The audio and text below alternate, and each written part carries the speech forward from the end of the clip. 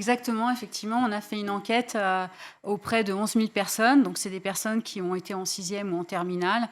Et on a constaté qu'il y avait moins de 13% des séances qui étaient mises en œuvre. Ça voulait dire que finalement, une personne qui avait une scolarité normale avait moins de 3 séances, alors qu'ils auraient dû en avoir 21. Et comme vous le disiez, en fait, c'est un dispositif qui est très important. Parce que, comme le dit le Haut Commissariat à l'égalité, en fait, il y a une urgence absolue en matière d'éducation, de lutter contre les violences sexistes et sexuelles, contre les stéréotypes, et pour promouvoir l'égalité entre les filles et les garçons.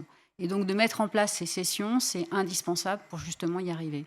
Et pourquoi c'est encore tabou? C'est la phrase que j'utilisais juste avant de vous recevoir, mais c'est vrai qu'on a l'impression de parler de sexualité. Pourtant, la sexualité, c'est quelque chose d'extrêmement normal, si je puis dire, dans le quotidien des gens, et notamment, évidemment, à l'école pour les adolescents. Pourquoi est-ce compliqué encore de parler de sexualité, et notamment à l'école, Karine Lefebvre-Quenel? Franchement, moi, j'ai beaucoup de mal à me l'expliquer.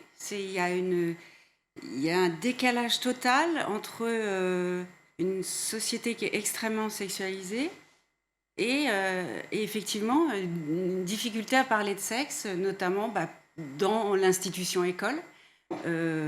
C'est pas aux profs de le faire de toute façon, hein, parce que pour eux c'est quand même compliqué. Je pense qu'il y a des personnes qui savent le faire et il faut encourager ces actions-là. Alors il faut chercher pourquoi est-ce qu'elles n'ont pas lieu, comme vous disiez, hein, pourquoi est-ce que ça n'a pas lieu? Où sont les freins? Est-ce que c'est les directeurs d'établissement? Est-ce que c'est des problèmes financiers? Est-ce que voilà, il y a quelque chose qui ne fonctionne pas dans la machine là.